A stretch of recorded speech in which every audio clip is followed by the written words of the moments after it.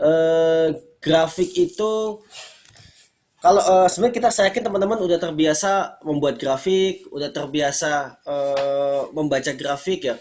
Jadi ini seperti lebih ke review saja, ya. Oke, saya nggak akan menjelaskan grafik itu apa karena saya yakin udah pada tahu lah, udah tingkat 2. Nah, kenapa sih orang data itu dipresentasikan sebagai grafik, bukan sebagai teks tuh? Jawabannya sederhana. Kita sebagai manusia biasanya cenderung orangnya visual, ya, lebih mudah melihat secara visual dibandingkan melihat dibandingkan memahami secara tulisan. Misalkan kalau kita dilihatin wajah orang gitu, kita lebih mudah ingat dibandingkan kalau kita sebutin misalkan si Agung, ada orang cerita Agung tuh wajahnya seperti ini, kulitnya seperti ini, tingginya sekian sekian sekian sekian, kita akan tidak susah membayangkannya. Tapi ketika itu dalam bentuk foto atau dalam bentuk langsung ketemu orangnya, kita lebih mudah mengingatnya, ya. Atau bisa jadi kita lebih mudah mengingat wajah orang dibandingkan nama orang, benar nggak? Biasanya kita lebih mudah mengingat wajah kan ya dibandingin nama orang kan? Iya, Halo? Pak. Oke, Ya itu Pak, menunjukkan bahwa Iya, Pak. ya Pak. gambar itu atau grafik lebih mudah diingat dibandingkan tulisan. Oke, nah bagaimana kita menginterpretasi grafik? Pertama, tentukan dulu jenis grafiknya. Ada beberapa jenis grafik yang fungsinya berbeda-beda, ya. Eh, Ketika kita menggunakan data grafik yang harus ada bentuk bar, tapi kita sajikan dalam bentuk pie chart ya, atau pie chart tuh diagram kue. Apa sih bahasa Indonesianya? Pie chart tuh? Tahu yang bulat itu apa? Bahasa Indonesianya apa sih yang bulat itu?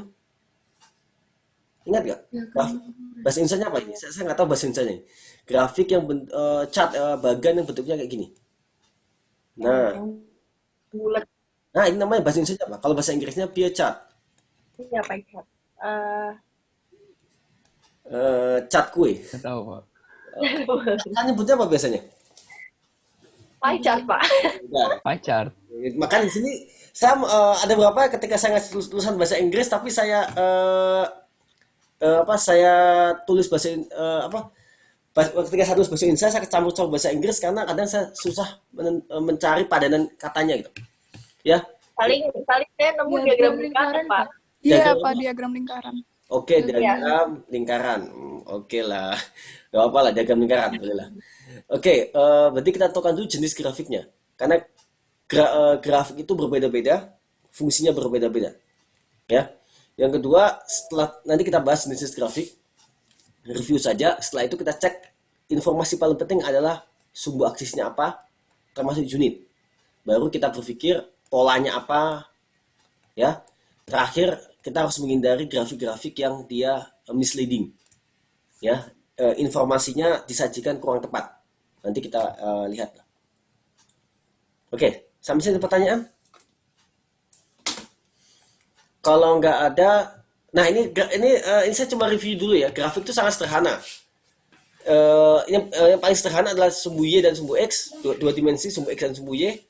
X ini adalah independent variable, y adalah dependent variable. Di tugas 2 minggu lalu kan ada beberapa pertanyaan tentang ini kan ya. Apa bedanya independent variable dan dependent variable?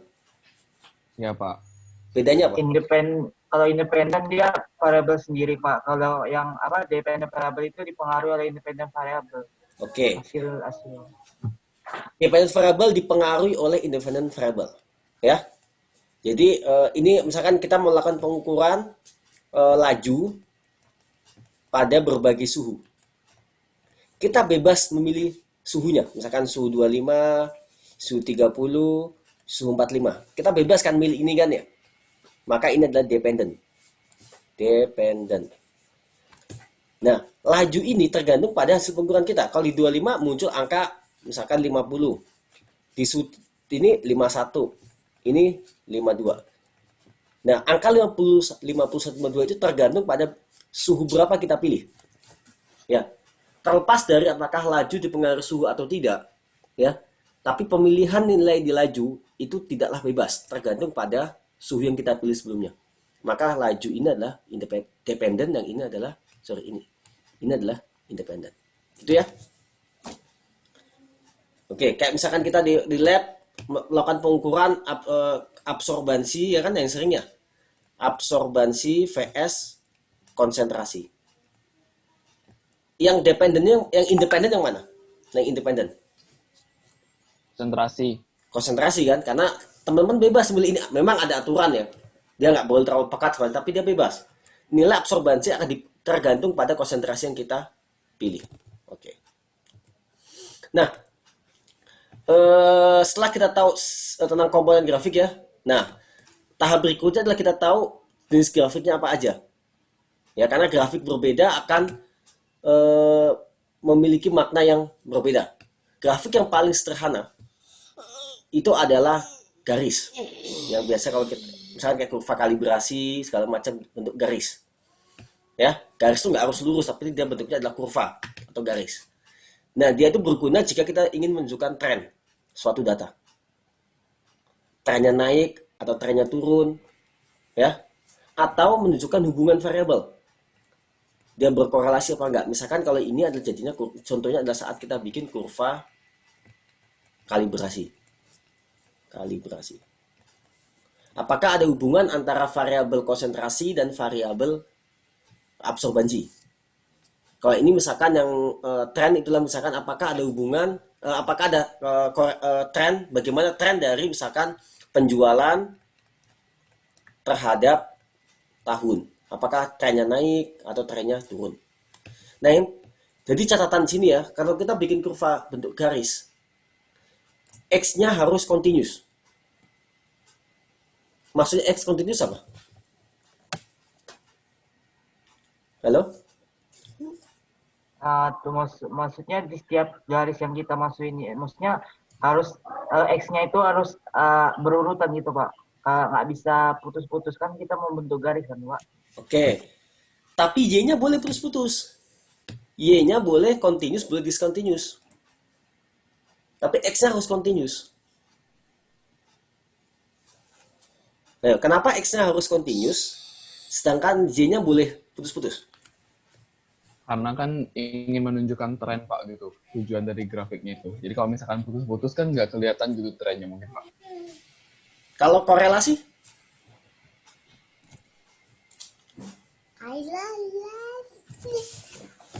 Nah, sebenarnya gini.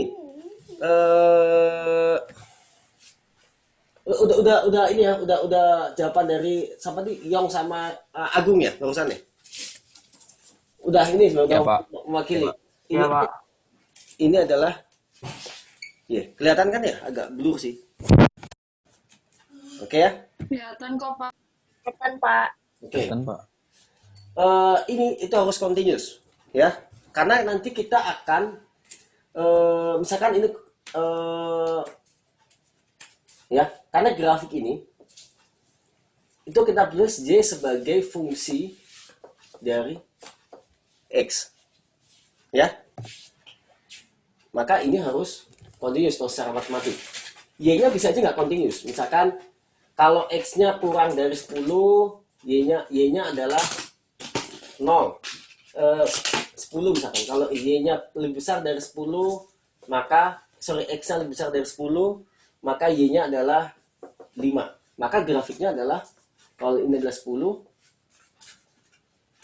ini 5, ini 10, gitu kan ya? Ya, Y-nya nggak continuous. Ya, dan itu nggak ada masalah. Ya. Yang harus continuous adalah si X, karena grafik ini nanti adalah Y sebagai fungsi dari X. Ya. Oke. Ada pertanyaan? Tidak Pak. Oke, contohin data continuous, misalkan kalau data berat. Kenapa kalau berat continuous? Misalkan data berat dari 0 sampai 100. Maka ini ada 0,01, bisa 1, 1,2, ini datanya nggak putus-putus. Ini continuous, ya. Tapi misalkan data jumlah karyawan di perusahaan, itu nggak continuous. Misalkan jumlahnya di perusahaan A 5, nggak ada 5,1. Ya. Berarti kalau 5, 6, 7 berarti tidak ada data yang maksudnya jumlah karyawan itu dia tidaklah continuous, misalkan 5, 6, 7, atau jumlah kendaraan saat macet bisa 100, bisa 50, tapi dia nggak continuous.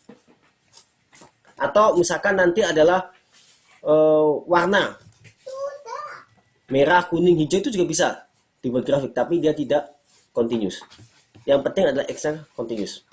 Misalkan nanti jika X-nya kurang dari 5, maka dia X kurang dari 5 maka dia hijau gitu Y-nya. X lebih besar dari 5 maka Y-nya adalah kuning. Itu juga bisa menggunakan grafik garis. Ya. Oke, ada pertanyaan sampai sini? Nah, ini contohnya. Kalau ini kita akan melihat tren ya. Oh, ini adalah penjualan misalkan dalam US dollar sepanjang tahun. Kita lihat, oh trennya paling tinggi adalah di bulan Maret dan di bulan Oktober, November, gitu kan ya. Dari sini kita tahu tren. Tren terendah ada di bulan Januari, di bulan Juli, sama Desember. Dari sini kalau kita, oh berarti nanti di sini misalkan apa yang kita bisa analisis apa yang menyebabkan saat bulan Maret dan bulan Oktober itu tinggi, apa yang menyebabkan di bulan Januari dan Juli itu rendah, dan bagaimana nanti strategi perusahaan untuk mengatasinya. Ya, oke, ada pertanyaan sampai sini? Enggak, Pak. Oke, kita lanjut. Nah, tipe data kedua adalah bar chart, ya, atau grafik berupa bar. Bar itu apa ya? Batang ya? Kolom. Bahasa Inggrisnya apa ya? Diagram batang, Pak. Diagram Diagram batang. batang. Itu sama, dia menunjukkan hubungan ya antara dataset. Dia berguna jika X-nya itu tidak continuous. Misalkan ini, X-nya adalah merek. X-nya merek. Platinum, Alpha, Deluxe. Ini nggak continuous. Karena biasanya continuous itu adalah pada akhirnya adalah bilangan ya. Misalkan bilangan bulat, segala macam. Tapi kalau bentuk ini, itu nggak continuous. Karena cuma ada 3 pilihan. Platinum, Alpha, atau Deluxe. Kalau nggak Platinum, adalah Alpha atau Deluxe. Ya, tidak ada di antara keduanya. Ya. Kemudian Y-nya terserah bisa continuous bisa enggak. Ini adalah Y-nya continuous, yaitu adalah penjualan. Nah, ini kadang-kadang disajikan dalam bentuk vertikal. Ini horizontal. Ini vertikal. Ya. Ini sebenarnya X-nya adalah ini ya. Y-nya ini. Ya, secara data ya. Meskipun kalau secara kurva yang bawah ini X, ini Y, tapi secara data sebenarnya X-nya itu yang Platinum, Alpha, Deluxe. Ya. Yang independent variable-nya. Yang independent variable-nya adalah penjualan. Oke, sampai sini ada pertanyaan. Halo? Nggak ada? Nggak ada, Pak. Oke, Ada, Pak. lanjut. Mbak. Ya. Kita masuk grafik ketiga, yaitu adalah pie chart, diagram lingkaran. Nah, diagram lingkaran ini hanya digunakannya untuk menunjukkan distribusi. Berarti kita tidak menggunakan diagram lingkaran meskipun persen itu bisa jadi ada data itu berupa persen, tapi bukanlah data distribusi. Nanti kita akan lihat di beberapa grafik yang misleading. Jadi diagram lingkaran hanya digunakan untuk distribusi. Sudutnya itu harus sebanding dengan persentase. Berarti semakin gede sudut ini itu akan menunjukkan semakin gede besar presentasi. Meskipun orang nggak lihat, kadang-kadang nggak lihat persennya ya, tapi orang bisa lihat bahwa di Amerika Utara itu lebih tinggi dibandingkan Eropa persentasenya. Ya, nanti ada angka eksaknya berapa, tapi sudut itu langsung menggambarkan persentase. Totalnya harus 100%. Karena ada beberapa data yang dia misleading sehingga totalnya nggak 100%. Ya. Berarti gunakan diagram lingkaran hanya dan hanya jika dia menunjukkan distribusi.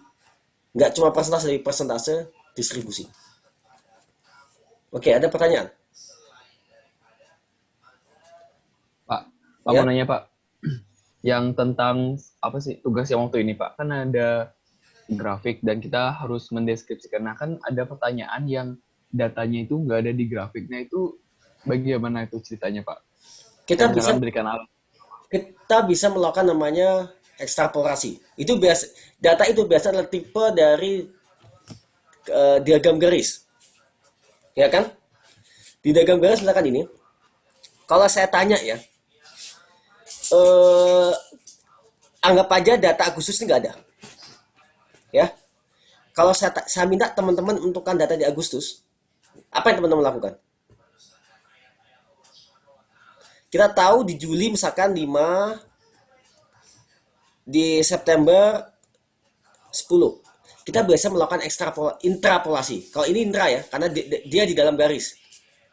Oke, saya garis ini, saya ambil tengahnya di mana. Itu kemungkinan data di bulan Agustus, itu namanya intra. Oke, saya gini aja loh. Berarti ada nama kalau diagram garis itu ada namanya ekstrapolasi, florasi, ada namanya intraflorasi. Misalkan ini adalah suhu, ini adalah laju.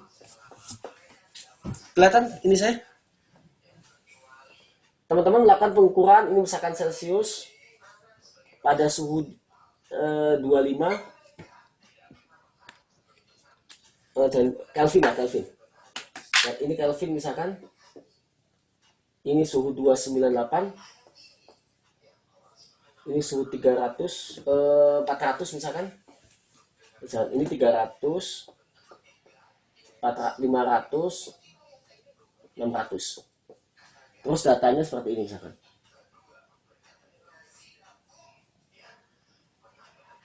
Oke, kelihatan? Ini misalkan 10, 20, 30, 40. Ya. Nah, namanya ekstrapolasi itu kalau data ini ya. Dan ini 32 deh. Ekstrapolasi itu kalau kita tarik di luar garis, di luar kurva. Misalkan saya pengen tahu saat suhu sama dengan 0 gitu. Karena 0 Kelvin tidak mungkin dilakukan secara eksperimen kan. Maka kita tarik misalkan. Ya ini namanya adalah intrapolasi. Kalau dia linear, kita bisa menggunakan regresi linear. Ya, kita bisa menggunakan regresi linear. Ini namanya ekstrapolasi. Dia di luar kurvanya ini. Ya. Nah, kalau dia nggak linear, kita biasanya lihat tren terakhir kayak tadi. Nah, kemudian di sini kita juga, saya mau cari suhu 350. Kita nggak akan eksperimen. Kita tahu dia pasti di antara ini kan, kalau di trennya kan, maka kita bisa menebak adalah di sini. Nah, ini namanya intraflorasi.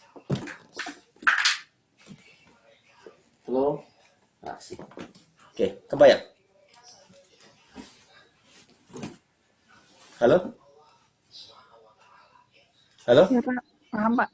Oke, Iya, gimana? Pak. Kebayang, Pak. Ya, Pak. Oke. Ya, misalkan ini trennya turun nih.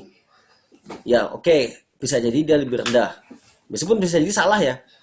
Karena kita nggak tahu data di sini. Oke. Oke, grafik berikutnya adalah histogram. Nah, histogram ini sering orang ketukar dengan bar plot. Sama-sama batang. Nah, tapi histogram ini biasanya datanya cuma satu. Dan dia menunjukkan bentuk dan sebaran data. Misalkan kita punya data nilai mata kuliah apa yang nilainya paling menyebar, mata kuliah apa? Di angkatan kalian yang paling menyebar nilainya apa? Halo? Matek, Pak. Matek. Oke, nilai matek. Ya. Jadi cuma satu jenis data, cuma satu kategori data matek. Ada yang 50, ada yang 100, ada yang misalkan 20 dan seterusnya. Ya. Ya, berarti bukan dua variabel, ini cuma satu variabel data. Satu variabel. Yaitu adalah nilai matek. Nah, kemudian kita bikin distribusinya. Misalkan nilai terendah misalkan 40. Nah, ini nggak mungkin 140 ya. Oke. Yang anggap aja gini lah, tertinggi 140, terendah 40. Data mayoritas kumpul di 100 sampai 120. Ya. Berarti ini adalah rentang data biasa. Terus kemudian yang ini apa? Yang Y-nya? X-nya rentang data, Y-nya adalah kalau di histogram apa? Lebih keras suaranya. Ayo, kok pada ini diam? Jumlah siswa yang dapat nilai itu. Apa? Oke, jumlah data di rentang itu ya. Atau bahasa ini adalah frekuensi. Ya. Bahasa statistiknya adalah frekuensi data. Misalkan rentang 60 sampai 70. Oh, jumlah datanya 5 ya. Maka frekuensinya adalah 5. Oke, ini adalah histogram. Ada lagi yang jarang dibahas biasanya, tapi sangat berguna kalau teman-teman belajar statistik adalah box plot. Sama, dia menjelaskan tentang distribusi tapi statistik. Berarti ini udah mulai analisis statistik dari data yang kontinu, sama kayak tadi. Sama, dia bisa menjelaskan bentuk. Oh, di sini ini adalah data real, ini data nilai KIDAS di suatu kelas. Nah, saya nggak sebutin kelasnya apa, nilai KIDAS. Di sini saya tahu bahwa nilai medianya adalah sekitar 35. 30 lah, 35 lah aslinya. Ya, berarti bentuk. Terus saya tahu bahwa ada beberapa orang yang dia datanya di atas ini. Namanya outlier. Misalkan karena di kelas ini ada dapat 100. Tapi mayoritas orang ngumpul di sini datanya. Di antara 10 sampai 50. Tapi ada beberapa orang yang dia jauh sekali. Itu box plot. Itu bisa digunakan untuk mengecek apakah ada outlier apa tidak di data kita. Oke, ada pertanyaan? Nama lainnya box and whiskers kan, Pak? Apanya? Box? Nama lainnya box and whiskers. Kalau di statistik. Saya belum ngecek nama lainnya ya. Tapi kalau dia menggambarkan ini sama, bisa. Nanti dia pakai metodenya kalau salah IKR. Interquartile. R itu apa ya? Interquartile range ya. Dia pakai IKR. Ya. Oke. Nanti teman-teman akan dapat ini di chemometry. Secara jelas ya. Chemometry itu akan lebih jelas. Kenapa putus ya? Bentar. Kepencet ya.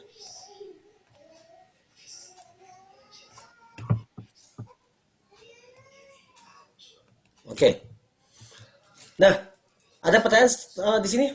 Kalau enggak, kita masuk tugas. Saya baca di review, ini slide saya kelihatan kan ya? Kelihatan, Pak. Oke. Kelihatan, Pak. Di review itu ke angkatan 2018 katanya paling sedikit tugas ya? Enggak, karena kuliah ini kan lebih banyak teman-teman belajar mencari literatur ya. Jadi tugasnya sederhana. Teman-teman cari teman-teman cari di paper ya, bukan di internet berarti. Boleh internet tapi dia paper, grafik, line graph, garis dalam bentuk bar, histogram dan pie chart masing-masing satu. Ya, setiap orang secara individu berarti ya, masing-masing satu. Berarti ada satu orang 4 grafik. Yang box plot jarang, saya nggak minta. Kemudian tuliskan di bawahnya sumbernya dari mana, formatnya IEE. Setiap orang harus gambarnya berbeda-beda. Namun satu paper boleh digunakan oleh beberapa orang. Selama, misalkan di paper itu ada 5 grafik yang bentuk line. Misalkan orang pertama pakai grafik 1, orang kedua pakai grafik 2, dan seterusnya. Oke? dan berilah keterangan terkait gambar itu. Misalkan ini grafik ini cerita tentang apa. Maksimal 1 kalimat saja. Saya nggak minta banyak-banyak. Oke, ada pertanyaan terkait tugas ini? Pak, Keterangannya saya tadi mau maksudnya tanya. gimana, Pak? Apa? Keterangannya tadi maksudnya gimana, Pak? Misalkan teman-teman dapat grafik ini, ya. Cat ini adalah distribusi penjualan mobil, misalkan pada di berbagai belahan dunia pada tahun ini. Udah gitu aja. Karena saya nggak ngerti ini apa maksudnya itu. Ini jumlah pendidikan kah? Atau ini adalah lahan pertanian kah? Jumlah konsumsi energi kan? Tapi kalau teman-teman kasih keterangan, oh grafik ini adalah penjualan apa pada tahun ini, ya kebayang? Lebih ke keterangan. Biasanya itu ada di judul grafik, ya. Iya. Oke. Oke, Pak. Oke, Pak. Ada pertanyaan? Ini waktunya seminggu ya. Ini slide-nya, Ini saya kasih slide kirim waktu ini. Pak. Ya. Kalau misalnya apa namanya materi diupload di YouTube-nya, kira-kira kapan ya Pak? Biasanya saya habis ini saya akan convert atau saya upload. Biasanya nggak nyampe sore udah saya upload kok. Berarti slide akan saya upload di learning, YouTube-nya saya upload videonya saya upload di YouTube. Ya. Biasanya nggak nyampe sore udah saya upload kok. Oke. Pak, tugasnya dikumpul terakhir kapan, Pak? Seminggu. Hari Kamis berarti. Rabu malam. Pak, Ya. yang berkaitan dengan tugas kemarin kan Pak, kan misalnya ada pertanyaan itu Pak tentang mengenai misalnya alasan kenapa pada tahun ini jumlahnya sangat meningkat, itu alasannya mulai dari luar kan Pak, nggak harus yang ada di soal di grafik itu kan Pak? Sebenarnya ya boleh aja sih. Asal kita kasih alasan itu masuk akal gitu. Ya. Oke Pak. Oke. Nah, sekarang ya. Saya mau tanya lanjutan yang dari pertanyaan Gung tadi, boleh ya, Pak? Boleh. Oke, Itu sambil validnya datanya itu bisa kita pakai buat apa aja, Pak? yang mana? Yang lanjutan pertanyaan Gung tadi, yang intrapolasi dan X. Yang ini. Ya, Maksudnya gini, pertama maksudnya kapan kita boleh melakukan ini gitu kan ya? iya. Oke. Ekstrapolasi dan interpolasi itu sering digunakan. Ekstrapolasi itu biasanya digunakan untuk mencari nilai sesuatu ya, nilai variabel yang tidak mungkin dilakukan secara eksperimen. Tadi misalkan teman-teman mencari berapa tekanan pada suhu 0 Kelvin. Ya kan? Itu akan sangat susah, hampir nggak mungkin di eksperimen dilakukan. Ya kan? Maka kita biasa melakukan namanya intrapolasi. Dosa di bawah. Ya. Sorry, ekstrapolasi. Misalkan tadi 0 Kelvin di sini. Nah, kita nggak mungkin nih mencari data di sini. Karena kita nggak mungkin melakukan eksperimen itu. Datanya ini. Maka kita bisa melakukan ekstrapolasi. Nah, apakah ini valid apa enggak? Pertama, kalau korelasinya linear, maka itu biasa cukup valid. Kalau grafiknya linear. Kalau grafiknya nggak linear, nah itu yang susah. Misalkan grafiknya kayak gini. Kita pengen, nah gitu. Lihat nggak? Nah, kita pengen tahu ini maksimumnya berapa. Ya kan? Kita harus mengekstrapolasi keluar data ini kan. Cuma atau yang ini. Saat ini konsentrasi sama dengan 0 misalkan, berapa ininya? Kan dia melengkung gini. Ya. Maka ini harus kita menjadi linear.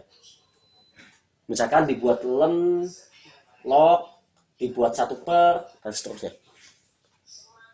Itu adalah dikasih ekspansi. Nah, gimana dengan interpolasi? Sama interpolasi itu biasanya resolusi data kita nggak cukup. Misalkan kita mau melakukan pengukuran di lab itu setiap 50 derajat. Ya, Ya. maka kita pengen tahu misalkan ini suhu 100, ini 150, suhu 125, berapa misalkan lajunya. Kita melakukan interpolasi. Semakin linear data kita, maka dia akan semakin akurat kalau kita pakai regresi linear di sini. Tapi kalau data kitanya lengkung kayak gini, ya kalau kita rata-ratakan belum tentu linear, maka biasanya kita ubah menjadi linear. Berarti interpolasi itu akan lebih akurat, ekstrapolasi maupun interpolasi lebih akurat kalau grafiknya linear. Ya, kalau nggak linear, maka errornya akan lebih besar. Tapi nggak semua data bisa diubah linear. Kayak misalkan tadi yang ini, data ini nggak bisa diubah ke linear kan ya? Kelihatan? Ini nggak bisa diubah ke linear. Mau kita login juga nggak bisa. Ya, maka kalau kita menebak di sini misalkan, data ini nggak ada aja ya. Kalau kita nebak interpolasi kan berarti di antara ini datanya kan ya. Kita akan nebaknya di sini, ya kan? Iya. Di antara September sama November. Kalau kita hanya menggunakan 2 data. Nah, bisa juga kita menggunakan cara lain, misalkan, kita tahu Juli, Agustus, September naik, kita plot ke sana, ya. Terus kemudian kita tahu November, Desember turun, maka kita plot ke sana. Maka tebakan kita dia di sini misalkan. Kebayang? Iya, Pak. Untuk data yang tidak linear, kita biasanya menggunakan beberapa bagian data. Oke. Iya, Pak. Ya. Makasih, Pak. Yuk, sama-sama. Oke, sekarang kita lanjut. Ini pengayaan aja. Ini adalah kita masuk ke misleading grafik. Ya, grafik yang dia menyampaikan, dia tidak berbohong, tapi menyampaikan informasi yang parsial atau tidak tepat. Kebayangkan bedanya? Dia nggak bohong, tapi dia menyampaikan informasi itu dengan cara yang salah, tapi nggak bohong. Dan itu sering terjadi, terutama di misalkan kalau teman-teman baca koran, ya, misalkan impor kita turun.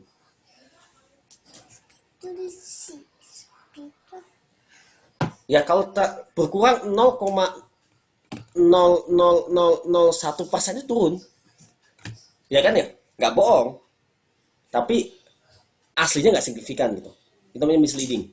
Berarti menyampaikan misleading itu bukan bohong ya, menyampaikan informasi secara parsial sehingga orang atau dengan ada data yang sengaja tidak disampaikan sehingga orang berinterpretasi lain. Itu namanya misleading. Oke, kebayang maksudnya? Iya, Pak. Oke, contoh. Misalkan dengan cara baseline-nya dimainkan. Coba lihat data ini. Ini data yang sama ya, cuma disajikan dengan baseline data yang berbeda. Kalau teman-teman lihat di sebelah kiri, bagaimana interpretasi teman-teman? Perbedaan antara grup A, B, dan C. Perbedaannya. Jauh banget, Pak. Grup A sangat jauh dibandingkan grup B dan C. Karena baseline-nya dari 50 ke 62,5. Ya, baseline-nya 50. Rentangnya dari 50 sampai 625. Tapi kalau kita ubah dari 0 sampai 80, ini nggak ada perbedaan. Kecil sekali perbedaannya. Ya, kebayang. Jadi orang nyampaikan data sebelah kiri itu nggak bohong ya, dia tidak berbohong, dia tidak bohong, tapi dia menyampaikan dengan cara yang tidak sesuai dengan kebiasaan. Biasanya grafik dimulai dari 0 sampai 100, 0 sampai 80 dan seterusnya. Ya, oke. Jadi ketika teman-teman baca paper harus hati-hati dengan ini. Ini bener nggak? Biasanya rentang data itu seberapa deh. Makanya kita kadang untuk baca grafik kita perlu pengetahuan terkait ilmu itu sebelumnya. Oh, rata-rata nilai itu adalah dari 0 sampai 100 gitu. Ya. Maka ya kalau kita cuma 50 sampai 62,5 ya kurang tepat gitu. Oke, yang ini. Dengan cara apanya? Maaf Pak, mau tanya. Hmm? Kalau misalnya di semua grafik yang punya baseline-nya nggak 0, apakah dia selalu misleading, Pak? Oke. Biasanya itu akan lihat konsensus di penyajian data itu. Misalkan ini suhu. Kalau kita dalam Celcius, ya biasanya orang melakukan eksperimen untuk solid state apa gitu ya, yang dipanaskan misalkan rata-rata di antara 300 sampai 800. Ya udah kita pakai rentang itu.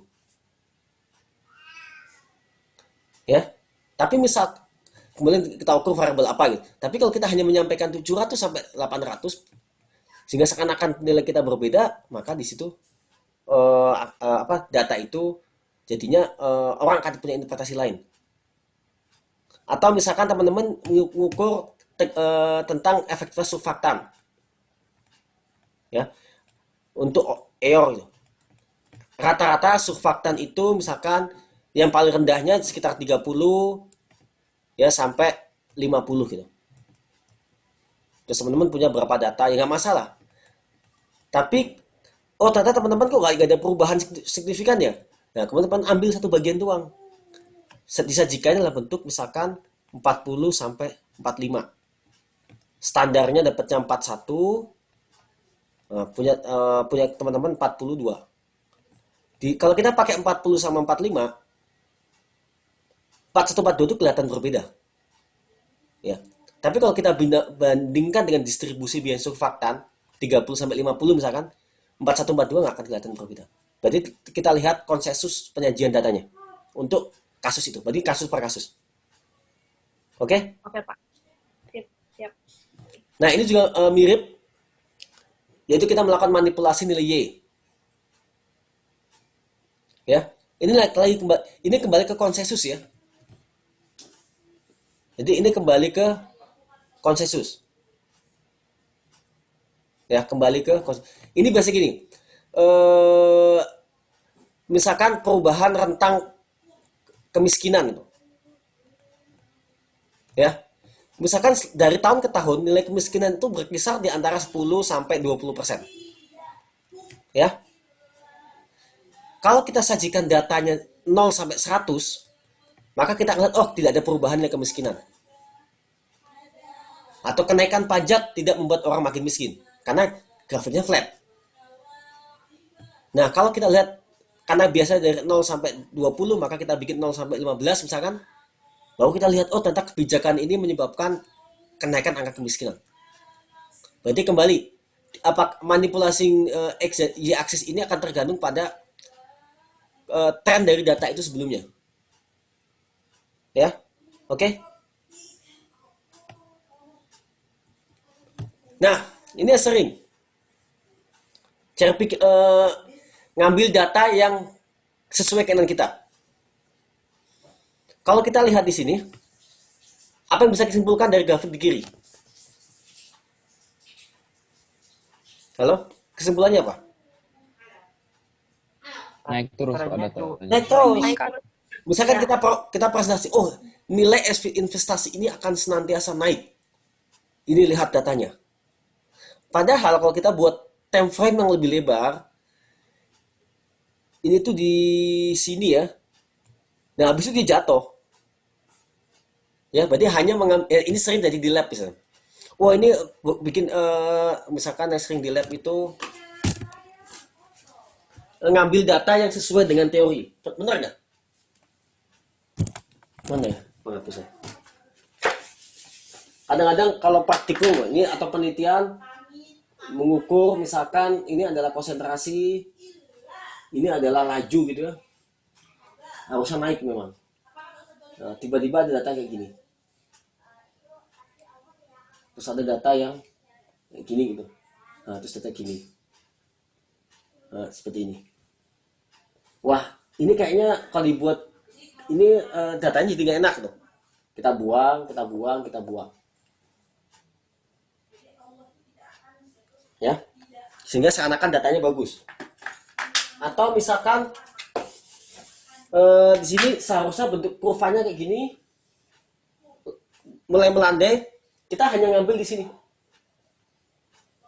Wah, dia naik, atau kita ambil di sini, kenaikannya eksponensial. Ini logaritmik ya, kenaikannya logaritmik. Dia sangat naik, cepat naik. Atau sebenarnya kalau grafik kayak grafik penyebaran virus ya, ini seperti ini, ya, dia akan landai. Nah, kita hanya ngambil di sini. Kebayang? Seakan-akan datanya akan naik terus, padahal suatu saat dia akan landai. Itu namanya cherry picking data.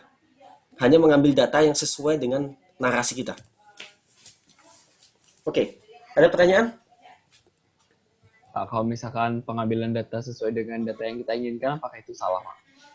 Gini, contoh misalkan di grafik yang ini, atas dasar apa kita ngebuang ini?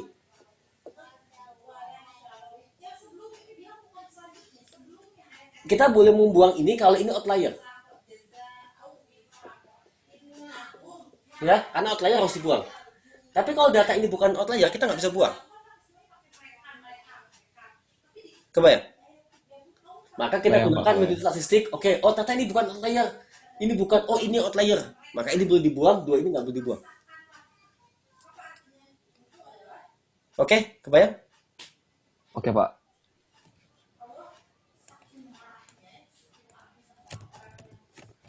Ya, itu namanya cherry picking data. Ya. Biasanya ini untuk membuat orang tuh gegagah ngambil keputusan atau salah interpretasi. Nah, menggunakan grafik yang berbeda, yang salah, misalnya menggunakan tipe grafik yang salah. Oh, ini persentase misalkan 64, 50, 38. Oke, kira-kira kenapa yang sebelah kiri salah? 64 sama 50-nya mirip. 100%, Pak. Jumlah lebih dari 100%. Iya. Data 64, 50 ini bukanlah distribusi. Ya, misalkan ini, saya punya kelas A, kelas B, kelas C. Terus kemudian saya punya rata-rata pencapaian nilai. Di kelas A rata-rata melebihi 45 misalkan 100%, berarti semua orang lulus. Yang di B yang lulus 80%. Yang C, kelas C, ini kelas ya, kelas C yang lulus adalah 40%. 100% 80 itu bukanlah distribusi data. Kita tidak bisa menggunakan pie chart atau diagram lingkaran. Ya. Yang lebih tepat adalah menggunakan bar plot, bar chart. Kenapa nggak pakai line chart? Kita pakai bar chart. Ayo. Karena tidak menunjukkan tren. B-nya nggak berkaitan. Continuous kan? Karena kelas itu bukanlah variabel yang continuous kan? Maka kita nggak bisa menggunakan line chart. Kita nggak bisa menggunakan pie karena dia tidak menunjukkan distribusi. Beda kasus kalau misalkan di kelas A ini, kelas B ini, kelas B saya bikin cek distribusinya, nilai A berapa, nilai B berapa, C berapa, D berapa, E berapa, misalkan ini 40%, yang ini 20, ini 10, ini 5, ini 5. Totalnya 100 kan distribusi. Nah, ini baru boleh saya pakai pie chart, ya. Berarti nggak semua yang persen itu adalah distribusi. Oke, ada pertanyaan?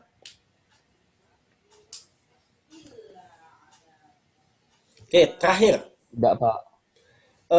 Melanggar konsensus. Sekali lagi, biasanya kalau kita menyajikan kepadatan populasi, atau kepadatan populasi itu semakin gelap itu semakin padat. Nah, kalau ini kita lihat, orang nggak lihat skala ya, karena orang udah punya prior knowledge bahwa semakin gelap semakin padat. Oh, berarti yang paling padat itu ada di sini gitu. Ini padat, ini padat, ini padat, ini padat. Padahal kalau lihat, oh ternyata gelap itu semakin nggak padat. Dan ini nggak sesuai dengan prior knowledge sebelumnya. Ya. Biasanya ada step grafik itu ada konsensus penyajian. Oke, ada pertanyaan? Oke, terakhir coba. Ini kira-kira masalahnya di mana grafik ini? Ntar saya tutupin itu. Masalahnya di mana grafik ini?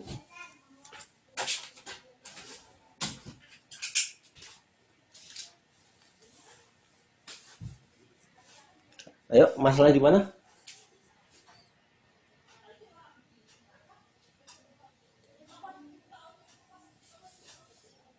Jadi 5,2% cedera anak yang cedera itu mengalami cedera tulang belakang. Ya, kalau cedera tulang belakang kan fatal ya. Kalau cuma tangan bawah, retak, selio.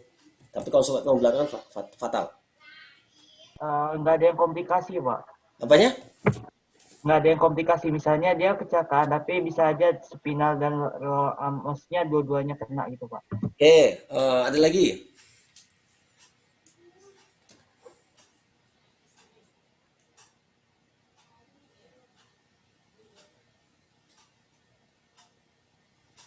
Kalau teman-teman lihat ini kan datanya menggerikan. Itu oh ternyata peluang terjadinya jatuh dan merusak tulang belakang itu 5% itu besar. Ya, tapi sebenarnya data ini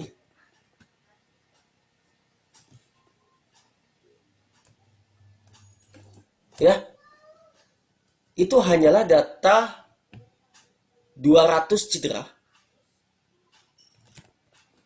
Ya. Kamu 2000 diambil dari 2000 kecelakaan. Jadi dari 2000 kecelakaan hasilnya ini yang mewakili populasi 74 juta. Berarti kalau kita bikin realnya, orang yang mengalami kecelakaan, cedera tulang belakang itu ada 0,00003%. Kebayang? Jadi dia tidak menyampaikan jumlah populasinya, jumlah sampelnya. Nah, itu sering terjadi ketika quick count misalkan. Atau bukan quick count, survei.